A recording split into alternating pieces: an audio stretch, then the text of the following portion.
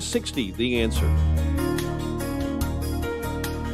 Listen to AM 560 The Answer online at 560theanswer.com, on the AM 560 mobile app, on your Alexa-powered smart speaker, and on TuneIn, iHeart, and on Odyssey. From the Matrix Home Solutions studios, this is Chicago's Morning Answer on AM 560 The Answer. This is Chicago's Morning Answer with Dan Proft and Amy Jacobson on AM 560 The Answer.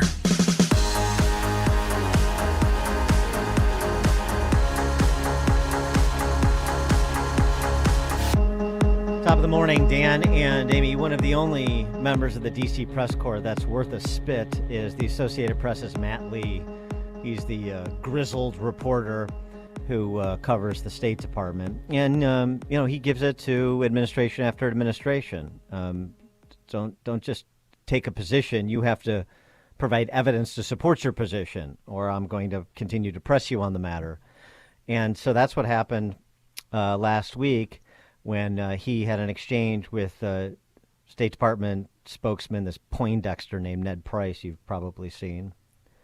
And Price is up there to say, Russia, we have intel on Russia that they're going to engage crisis actors to propagate propaganda to try to, cast themselves as the party that was aggressed upon, as some justification for them to ultimately invade Ukraine in some material way, and we just want to put you on notice.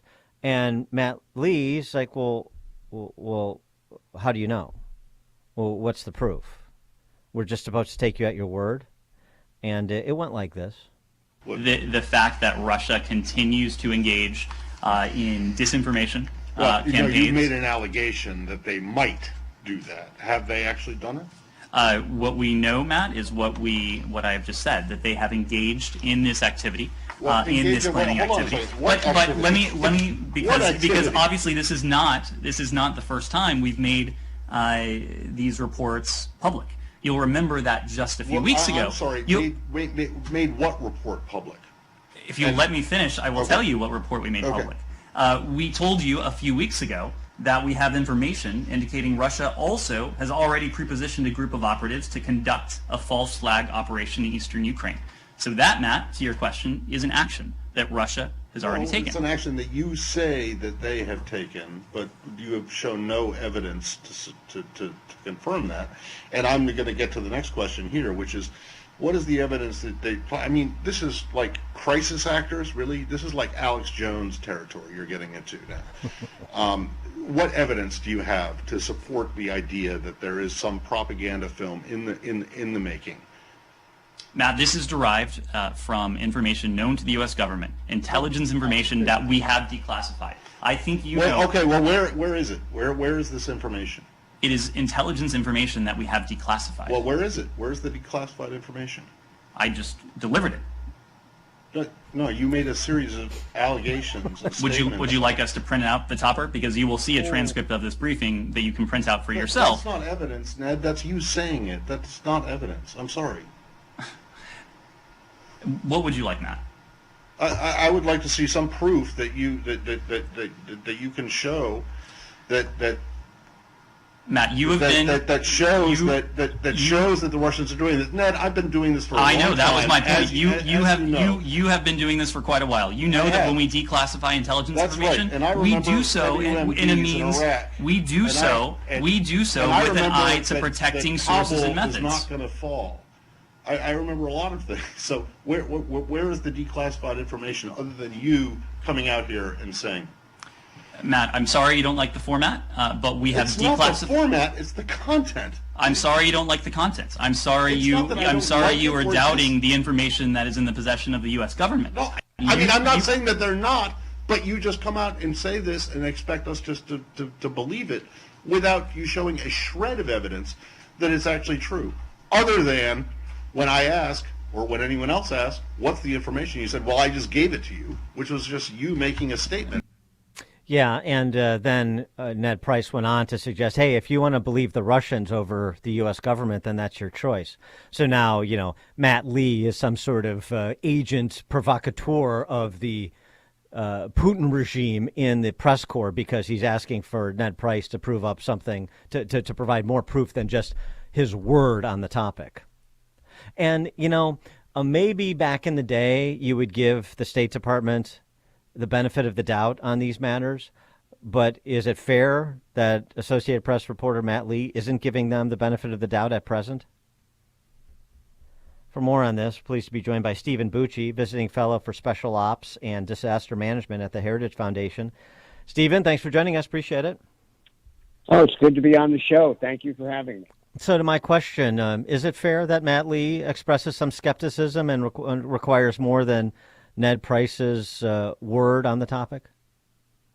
It's fair to ask that question, but it's also fair for somebody to say, guys, this is classified information. We're not going to tell you the source. We don't have pictures. We have assets that have given us this information that have been adjudicated and judged to be, legitimate and credible. So that's what we're announcing. Well, it's not classified. It was declassified. Ned Price said it was declassified, number one. And number two, I understand sources and methods, and I understand protecting assets. But, the sources and methods from the State Department is starting to sound more and more like I can't comment on anything ever for time immemorial because there's a pending investigation that will always be pending. And you can understand both the skepticism of the press, I wish there was more skepticism, as well as the skepticism of the public, myself included.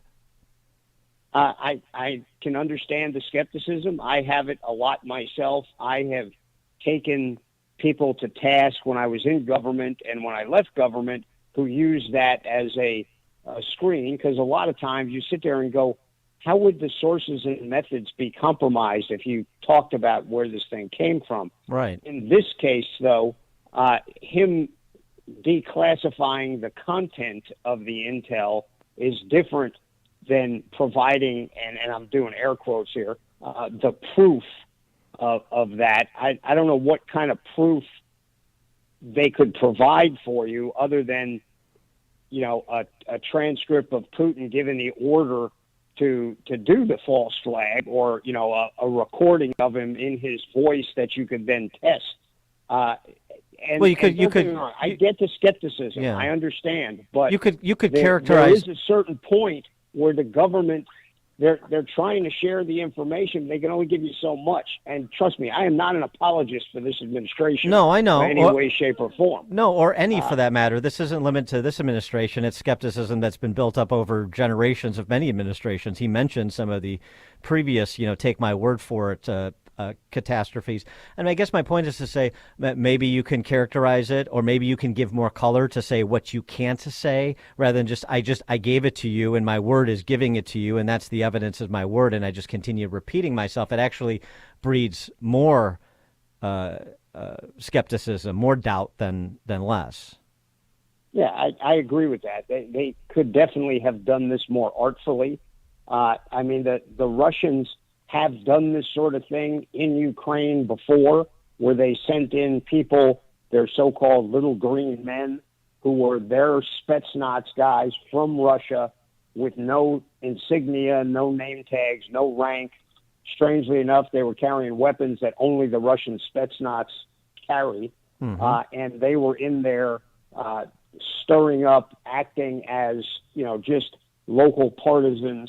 The last time Russia stole the two provinces that are on the most eastern border of Ukraine and Russia. So, Russia has a track record of doing this so-called, black ops kind of stuff. Yeah, maybe Ned Price should have said that. Justification. Yeah, maybe if Ned Price said that, then you would have answered Matt Lee's question. This is the basis, based on past experience and understanding of how they operate and the intel that we got from assets on the ground. This is what we're telling you. That's an adult answer. What Ned Price gave is just, a spokesman, trotting out, repeating lines he was told to recite. Yeah, and that's fair. So I agree with you. Not artfully done, but it doesn't mean it's not going on. And, no, agreed. Pretty comfortable with the veracity of it, to be honest. And that's fine. But then also to default to the smear. Well, if you want to believe the Russians, Matt, nobody's saying we believe Putin or we believe the Russians. We're saying why should we believe you? That is a different question. And that smearing people as somehow compromised or unpatriotic or more inclined to believe Putin than their own government is really juvenile is being generous. Yeah, I would concur with that. That's a silly way for a spokesperson of the United States Department of State to respond to a question. And then it does breed comments, including from Tucker Carlson, which I completely disagree with. But it breeds more skepticism, as I said, and you have comments from Tucker Carlson like, Putin is only concerned about protecting his western border. Well, obviously we know Putin's ambitions are a lot greater than protecting his western border. But when you have the government continue to mislead, obfuscate, give the quality of answers you heard from Ned Price, you can understand why people may be persuaded that, maybe Tucker's got a point there. Maybe we're being led down a primrose path to war unnecessarily. Yeah, and that's, again, a fair potential assessment. I don't think we're being led down the primrose path to war. I don't think we want a war. Frankly, I don't think Putin wants a war.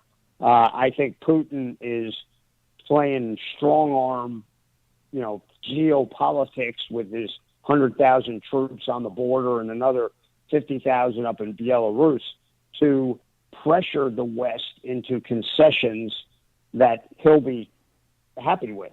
Things like saying Ukraine can't come into NATO ever, and that troops not from the NATO country in question, like the Baltics or Poland, that troops that are not from those specific countries must leave those countries.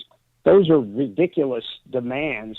But if the West gives into them, Putin's going to do a happy dance and consider this a victory, and then he'll pull the troops out, and later he'll put them in again to see if he can get something else.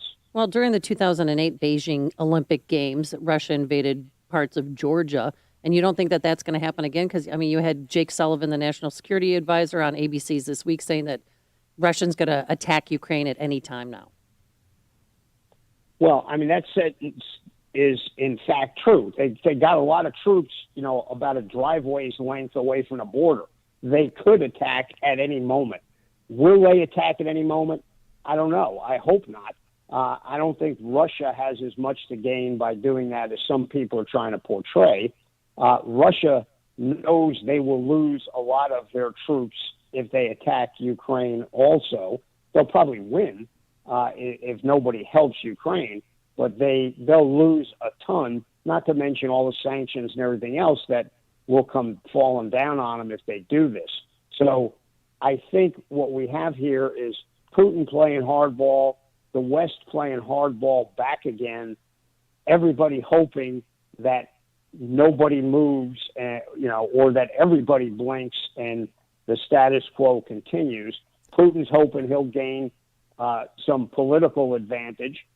He really believes that he should have dominance over those near abroad countries, all the former Soviet states and even the former Warsaw Pact. He really thinks there's two types of countries in the world: big ones that tell the little ones what to do and the little ones who obey. He doesn't get this idea that even little countries can actually be completely independent. With the report over the weekend that UK SAS operatives have been deployed to Ukraine, what are we to understand about the collaboration in the West between the U.S. and the U.K. in particular, but the U.S. and NATO allies more generally? What's the approach here? I think the approach is a recognition, one, that us sending ground troops like tank divisions is probably not in the cards. None of us have the ability to move those kind of troops there expeditiously, nor in the big scheme of things is it going to add that much to the mix.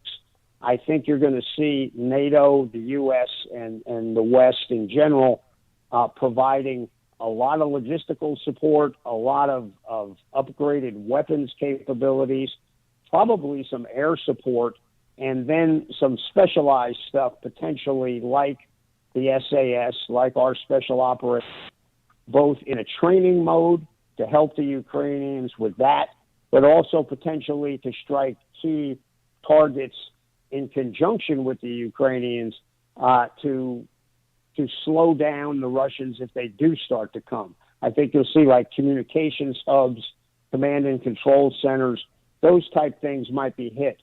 But even that's a stretch. I don't think you're going to see a ton of Western ground troops involved in this because the Ukrainians haven't even asked for that.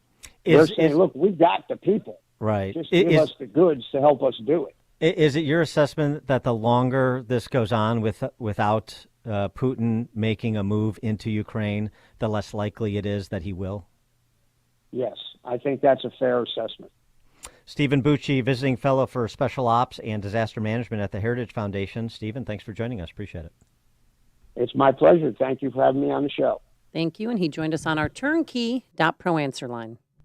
Listen to podcasts of Dan and Amy from the AM 560 mobile app. Download it today at 560theanswer.com/mobile. Grandview buys homes. Hi, I'm Tom Detlich, and yes, Grandview will still buy your home as is, even during these unprecedented times. In fact, fewer people are